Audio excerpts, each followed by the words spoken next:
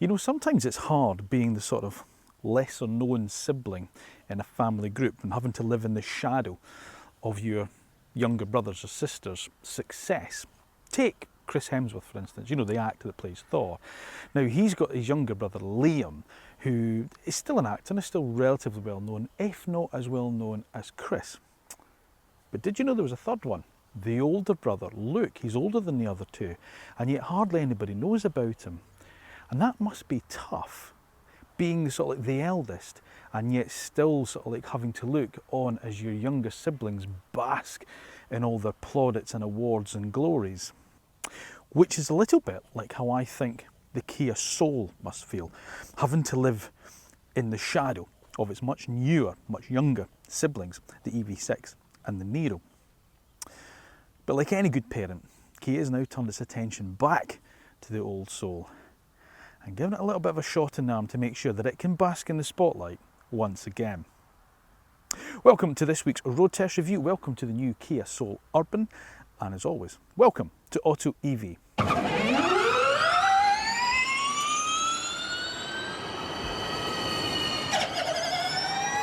Now, before we get started on this week's road test review of the new Kia Soul Urban, it is of course that time when I'm going to ask you to make sure that you are subscribed to the AutoEV channel. Then once you've done that, make sure you press the little bell button down below, because then that way you'll be notified when our next video is uploaded and goes live. Once you've watched the video, if you do enjoy it, make sure you give us a thumbs up. And of course, as always, please remember to leave us your comments down below. Let us know your thoughts on the cars that we're reviewing, such as the Kia Soul Urban, and of course on the AutoEV channel as a whole. Now, we're big fans of the Kia Soul, always have been. It's now in its third generation, which is still this car. It became electric, was an option from the second generation car owners. Then from the third generation car, it became an EV only model, certainly within the UK market. We don't, unlike the Niro, we don't get hybrid versions or piston engine versions of the Soul. It's EV only. And when we first road tested the Soul back in 2021, it was sort of one size fits all. It was one trim level, take it or leave it, and you just had the choice of three colours. That was it. But as I say, time's moved on since then. Of course, the new Niro's come out. And what Kia have actually done is a little nip here, a little tuck there, just to inject a little bit more life into the Soul and sort of like to broaden its appeal. And they've done that by expanding the range effectively downwards. So now you have the choice of two trim levels and a choice of two batteries, a smaller battery and a bigger battery. And it's this smaller battery one here that we're going to test. But as I say, it's not a new model. It's not like the Niro. It's just a nip and a tuck. So have Kia done enough to save its soul? But before we get started, let's remind ourselves what the Kia Soul is all about. Well, it was first introduced as Kia's small crossover in 2008. And as I said, it's been through three generations, with the electric variant being offered since the second generation car. For this third generation, the Soul became an EV only model with no piston engines available in the UK market. For the first time, the car is now offered with two battery sizes, a familiar 64 kilowatt hour one in the Explore trim level, or this smaller 39.2 kilowatt hour variant in the Urban. It has a range of between 171 miles in the Urban to 280 miles on the Explore model, with power ratings of either 134 brake horsepower or 201 brake horsepower in those models respectively. And it's priced between £33,000 to just under £40,000 depending on the model you choose. So by expanding the range downwards with a more urban focused trim level and a smaller battery, have Kia done enough to keep it the life and soul of the party? Well, of course, the only way we're going to find that out is by putting it through the road test that actual car buyers trust when it comes to choosing their next electric vehicle. And that's the AutoEV one. Now, when it comes to styling, it's more about what they've taken away than what they've added when it comes to this Urban model. They have moved the badge. You get the new Kia logo, which is behind this kind of Perspex area here, but it still retains that kind of grumpy stormtrooper look, which I really, really like on the car. The original badge was up here, but now it's tucked in there, and it's the new Kia logo, which is really quite nice. It retains its front charging port, which is nice and handy as well. But basically, as I say, it's what they've taken away with the Urban model. They've made it look less like a kind of pseudo SUV. So that means it doesn't have the sort of like the under kind of front titanium kind of skid plate look about that you still get with the Explore model. But from the front, that's about it. there's very little else to tell that this is the lower priced Urban model. As I say, you get the nice kind of LED headlights and these kind of dials and indicators down there. All your cooling's done down at the bottom there, and you still get lots of equipment on the car, such as distance guided cruise control and stuff. So there's of course is your sensor for that. But yeah, it's still the Soul that we know and love, really. But it's as you move around the side you start to really appreciate some of the differences. Now, both models still retain the 17-inch alloy wheels as standard. And as I say, we'll talk about standard equipment and stuff when we go into the pricing section and the interior and stuff. But it's not exactly a basic car, as I say, although it's a lower trim level and they've reduced the price of it. It's far from basic, as you'll see later. But this is what I'm talking about. So it loses a lot of the kind of pseudo SUV kind of styling clues. So you don't get the kind of black contrast cladding that you do on the Explorer model, and of course the same at the bottom as well. You also lose privacy glass as well, so no rear privacy glass, and of course those satin integrated roof rails as well that you get on the bigger model.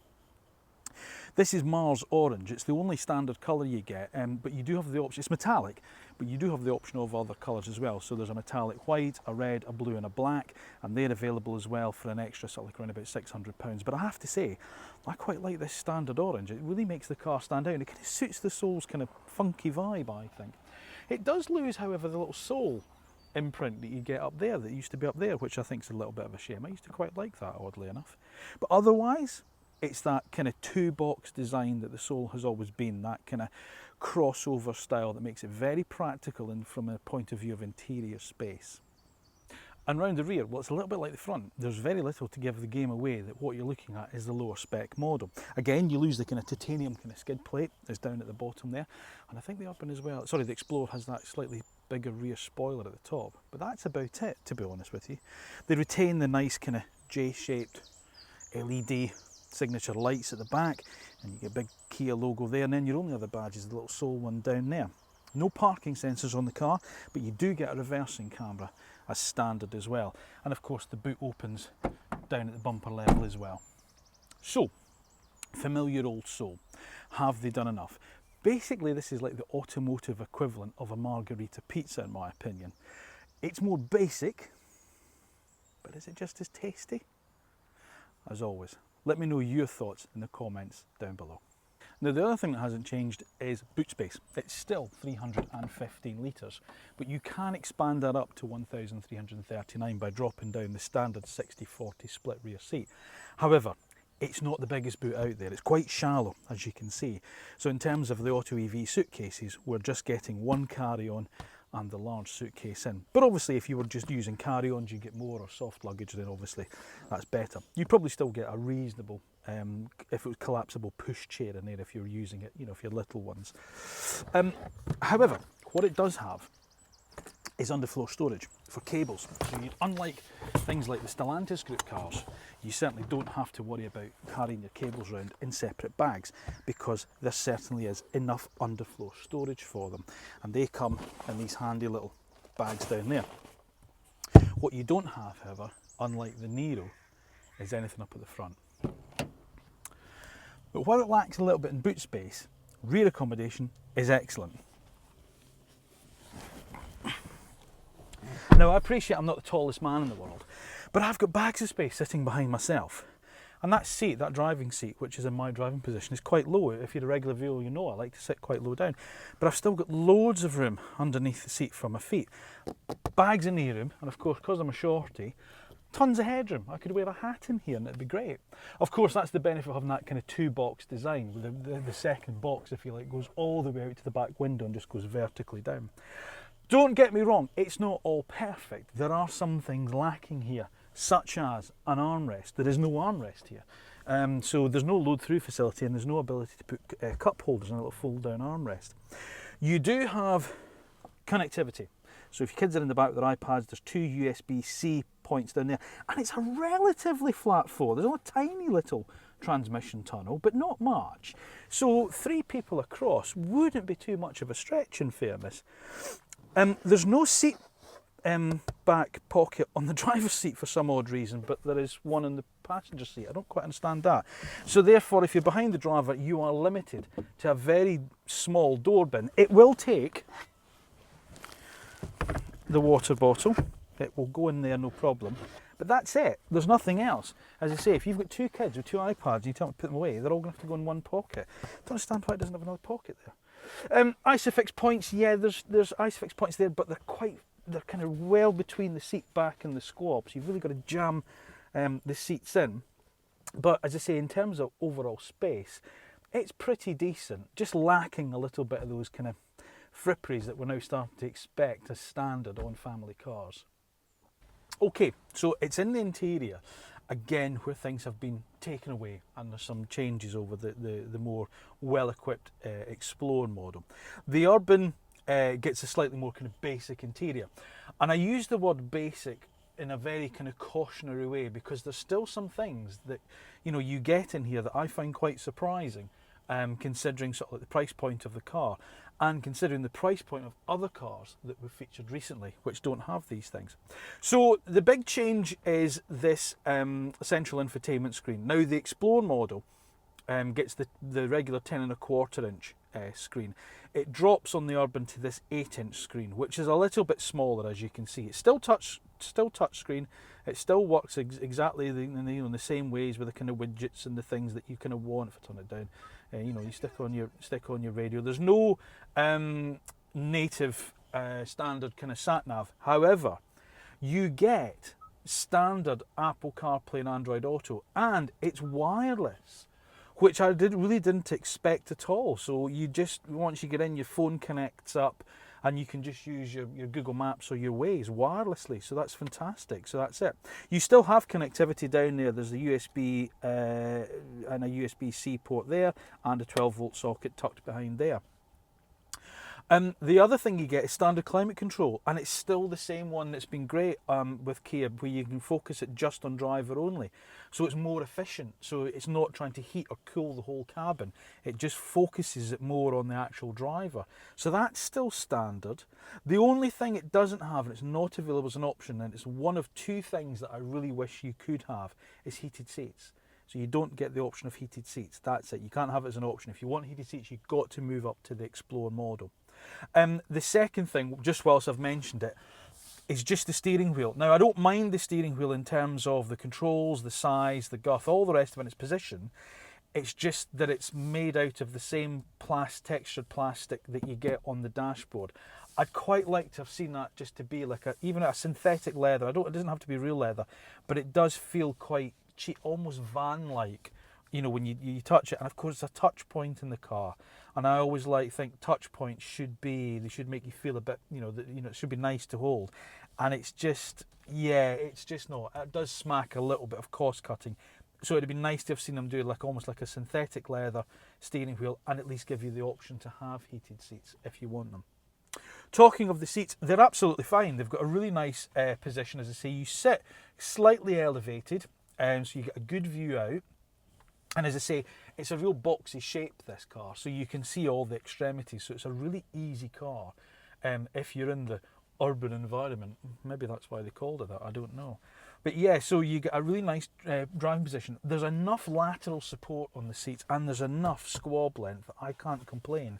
Now there's a reasonable range of adjustment. There's height, obviously there's backrest. I don't think there isn't lumbar support, but again, I've not found it a problem.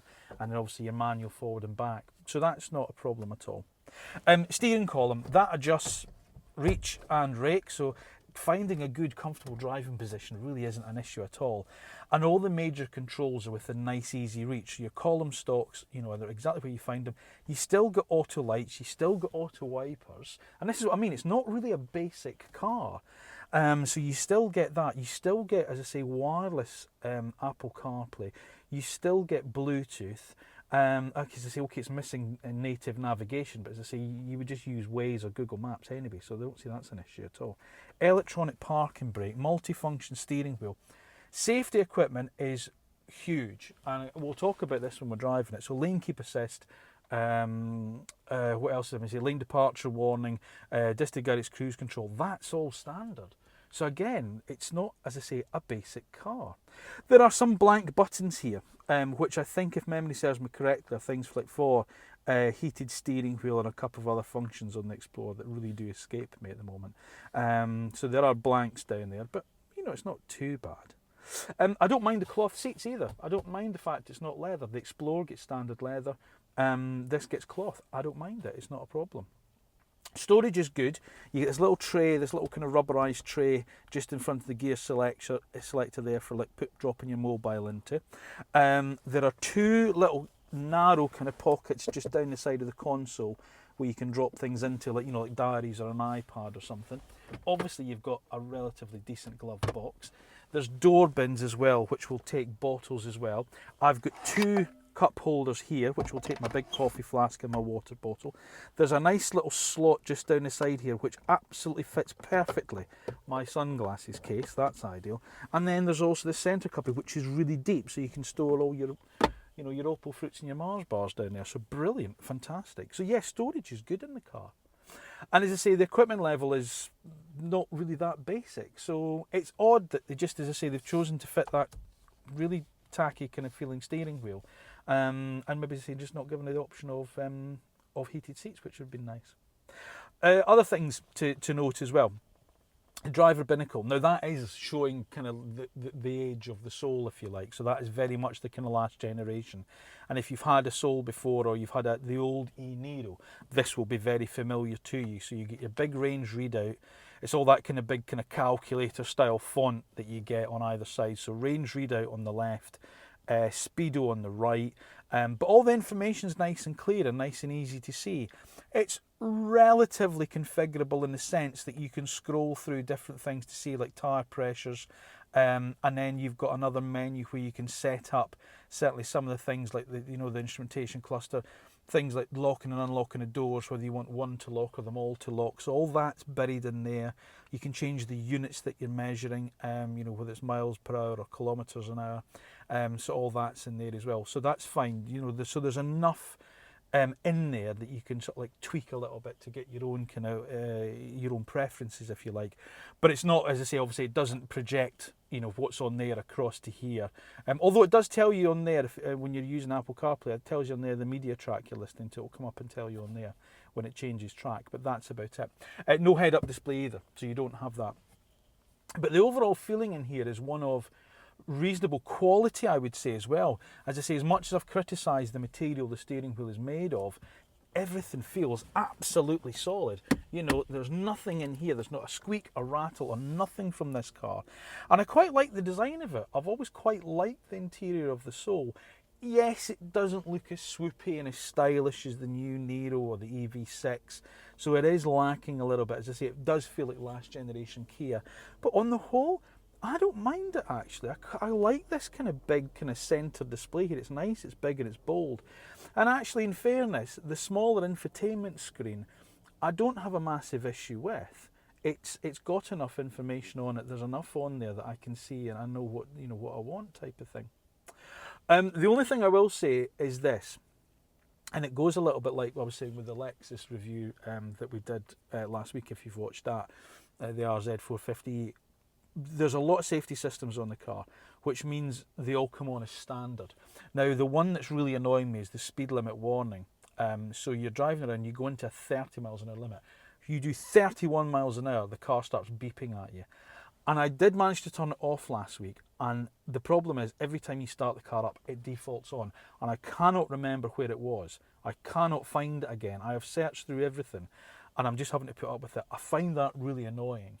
I mean, that's not Kia's fault, that's just legislation.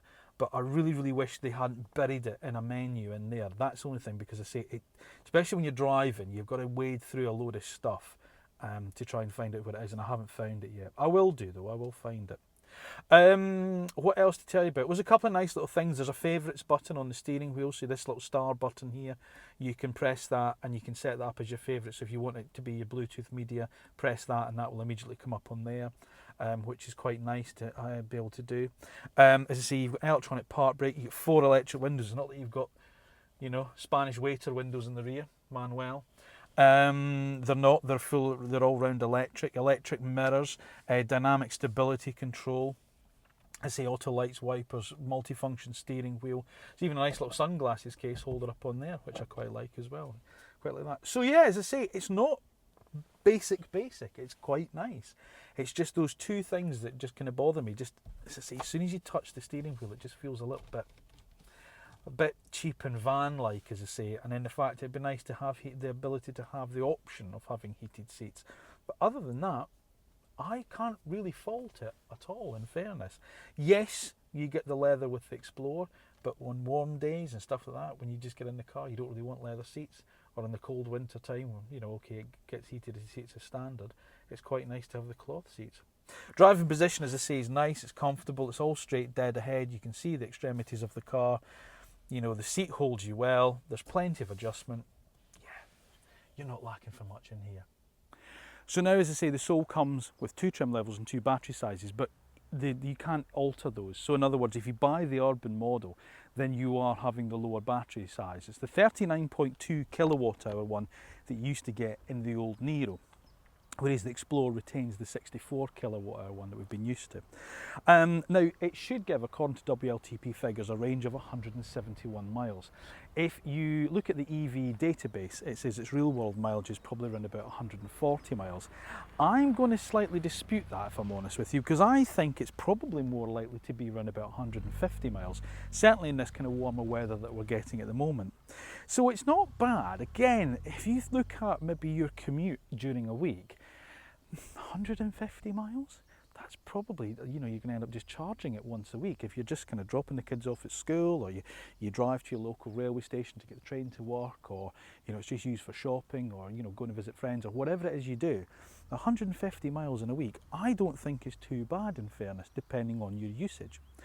The issue I've got slightly, however, is charging speeds. Now, it's pegged at 80 kilowatts, meaning the benchmark 10 to 80% from a 100 kilowatt charger is going to take 54 minutes.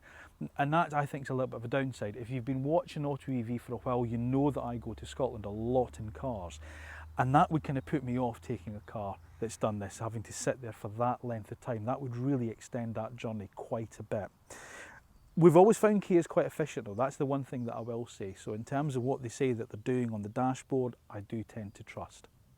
What was I talking about? Charging speeds, of course, right. So if you're charging up from your home wall box, however, you're going to be looking at going from flat to full, believe it or not, in just over 6 hours. Now, as I said at the beginning, smaller battery means smaller power. So instead of the 64 kilowatt hour car's 201 brake horsepower, you drop down to 134 brake horsepower, which actually, in fairness, feels a bit more. It doesn't feel slower than the Corsa we had the other week, which is the same, and it's a smaller, and that was a smaller car. It felt quite kind of sprightly. So actually, this feels okay, in fairness.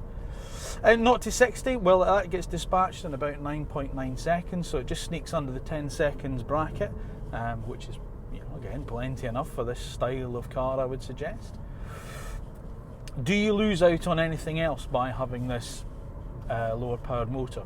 No, not really. As I say, the only thing for me is, as I say, I just don't particularly like this plastic steering wheel. That's the only thing I can really say in terms of the driving experience I find disappointing. The way the car actually drives is really good. Always has been. I've always liked the Soul. I think it's quite a nice car. I say it felt very similar to the old E-Niro, which I did like. In fact, we really liked the old E-Niro. It was one of our favourite cars at AutoEV. The new one's even better. But, you know, this feels very, very good. Now, you do get different driving modes depending, obviously, what you want to do. There's a drive mode button down here, so you can go from Eco, where everything, you can really feel, when you press it to Eco, you can really feel everything just drawing up and being very, you've got to be really deliberate with the throttle. I'd stay away from it. You flick it into normal mode, and that's when it feels, dare I suggest, at its most comfortable, as a lot of these electric cars do. There's a nice weight behind the throttle pedal, there's a nice linearity to the brakes. There isn't really a massive step, literally, from the accelerator to the brake. And we'll talk about the brakes a little bit more now, because Kia, like Hyundai and obviously now like Genesis, I think they do one of the best adjustable regenerations you can get, and it's on this car. Now that beeping is because I've gone over the speed limit. That's what I was saying about earlier in the interior. It's in there somewhere. I don't know how to turn it off. I've really got to figure out where it is because it's bloody annoying. As soon as you hit 41 miles an hour, it bings at you. Anyway, what was I saying? Oh, your brake regen. So I think this has got one of the best adjustable brake regens in the business, and they're the two paddles behind the steering wheel. So if you can ramp it off with the right hand one, so you can take it off completely, or you've got 3 stages to go through. So level 1, level 2, level 3. And you know, when you come off the throttle on level 3, it really hauls the car up. You've got one more stage than that. If you pull back on the right hand paddle, it goes into auto. So in other words, it knows if there's a car in front or you're coming up to a roundabout, things like that. It's using the front sensor and it'll apply brake regen. I think that's really good. This is a just under £33,000 car, you know, and it's got as good a regeneration brake. Is this on it? I think that's one of the best things about this car. I love the adjustability you get, and I love the fact it's not buried in a screen. You just got the 2 paddles behind the steering wheel. I swear to God, I'm going to rip that dashboard out here in a minute. Just wish I could change that. Anyway, so that's that. So that's the brake regen. The steering. And the steering's okay. As I said, I don't like the particular steering wheel they fitted to this car, but that's by the by. The actual feel of the steering is all right. This is not in any way, shape or form a car you are going to take by the scruff of the neck and drive it hard down some twisting little back road at all. In terms of where maybe Kia see it being used, hence the urban title, roundabout city, it is light enough to make it very manoeuvrable. And like I said earlier, in terms of the car's design, the way that kind of boxy shape really helps you place the car exactly where you want it to be. So for parking, manoeuvring in and out, sort of like, you know, tight urban streets, things like that, you really know where everything is. So I do like, you know, that, and the steering, as I say, is nice. It's got a reasonable weight when you're out on the sort of like the country roads. As I say, it's not a sports car, nor is it designed to be, but it does have enough feel where it doesn't feel vague. You know, there's enough weight behind it where you know where the wheels are pointing. As soon as you move the wheel, you are getting a response from the front axle. I like that. I think the first generation soles from memory were torsion beams at the back. The new generation, so the third generation car, which is the one you've been buying for the last few years, and this one now has a multi-link independent rear end. And actually the ride quality is very good. The ride quality is very good. It takes a really nasty bit of surface work for this thing to be thrown offline and to feel uncomfortable. It rides really well. You know, 17-inch wheels, they've not been silly on the wheel sizes, they've got a good profile on the tyres, so you do get a nice ride quality in it. Again, that's handy again if you're using the car around about sort of like, you know, sort of like the in town or inner city. That's a really nice thing to have. I mentioned safety systems that's on the car. There's plenty of them. As I say, you've got lane keep assist, distance guidance, cruise control, lane departure warning. So if you're moving out of lane, then obviously the car will let you know. And it's just that kind of gentle kind of tug on the steering wheel that you get on the lane keep assist, not big vibrations or sort of like nasty sort of like real sort of like thingy pulls. It doesn't pull you harshly back into lane. It's very good the way it deals with that. So again, I like that. As I say, some of them are easy to turn off because they're up on the steering wheel, but that speed limit warning, I cannot find it for love nor money again. Anyway, I've said enough about that. But yeah, as I say, the safety systems that are on the car are very, very good. So there's no worries with regards to that. I wonder if I can edit that out. And that's really it. As I say, it's just a really pleasant car to drive. It's a car that just kind of works with you. It doesn't fight you. It doesn't move against you. Its closest rival, I would say, in terms of where you might sort of like see yourself looking if you were looking to buy one of these, would be something like the MG ZS EV. which, okay, doesn't have the kind of quirky looks of the Soul. It's more of a kind of conventional looking SUV slash crossover style of car. But in terms of the way that the two drive, there's an argument to say, you know, the Kia, it's a bit more refined than the MG. No, it's not far off. The MG's a good car. But what I've always loved about the Kias is they're a very refined drive. You know, they're very quiet. They're very, you know, you get a tiny bit more wind noise, as well as that irritating thing. You get a tiny bit more wind noise because of its more upright shape than you do in the Niro. But you don't feel like it's a real kind of, you don't feel shortchanged by it. What I'm trying to say is it doesn't feel like a basic car. Which is, if you've watched the Vauxhall Corsa review we did the other week, where we had the top of the range one, it didn't feel like a top of the range car to me. It felt like, you know, the Corsa should be you should be able to get the Corsa in the design trim level, that bottom of the range car, because the Ultimate just didn't feel special enough. This, whilst I'm going to stop short of calling it feeling special, doesn't feel like the basic trim level in the Soul. I really like it. I think this is a good car. I can see why you would like to buy this.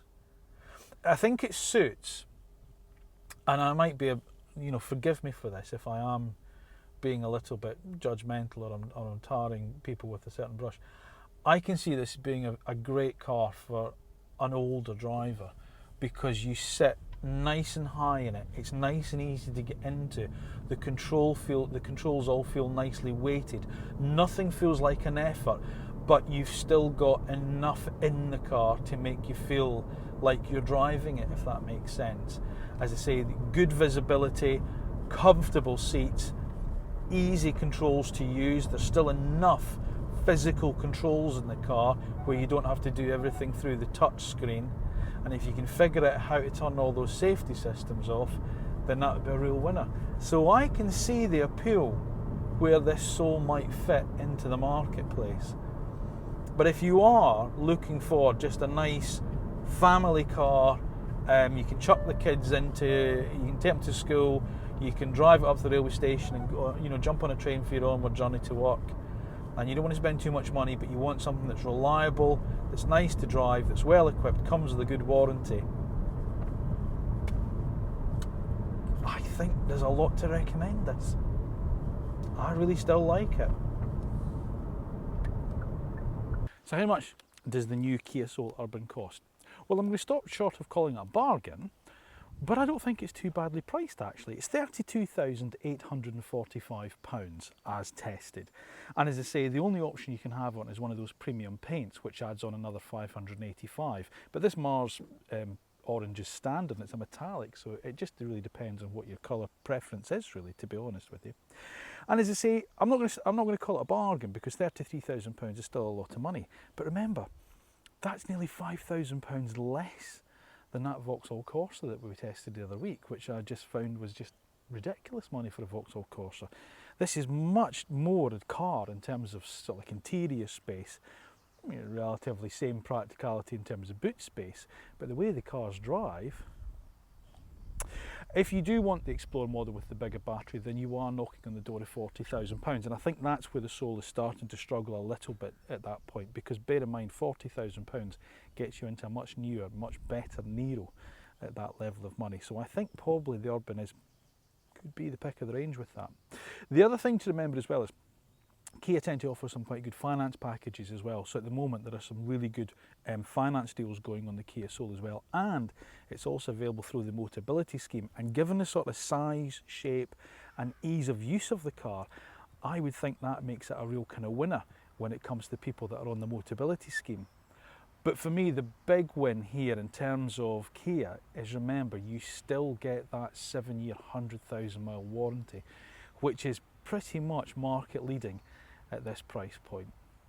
But in terms of competition, then the main rival is going to be something like the MG ZS EV, and that's a bit of an issue for Kia, because for the same money as this car, you get the ZS EV with a choice. You can either have it with the SE trim level, but with the bigger long-range battery, or you could go for the higher spec Trophy with the standard battery, which is still slightly better in terms of its overall sort of like efficiency and range than even this car. And remember, MG is not exactly a sort of like a cheap option these days. They're a very well-established brand, and they also offer a 7-year warranty with their cars.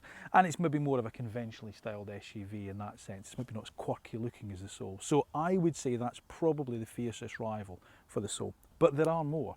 But you do have to spend a little bit more money, in fairness. So if you're looking at things like the newly revised Peugeot E2008, the Mocha from Vauxhall, Hyundai's Kona, they're going to be £35,000 plus. Even the BYD Atto 3, it's not really starting until sort of like, you know, mid-30s. So you've got to spend a little bit more than you do with the likes of the Kia. You can get, however, if you went for a more conventional sort of like 5-door family hatchback, or a Funky Cat, that's around about the £32,000 bracket. But if you want something that's kind of more uniquely styled and good value for money and focuses very much on comfort, then Citroën also offer you the EC4X. So here's what we like and what we don't like about the new Kia Soul Urban. We like its styling, its comfort, it's very refined, its class-leading warranty, and its build quality. We don't like, well, it is starting to feel its age in places. The boot isn't as big as you'd think or maybe want for a car in this class.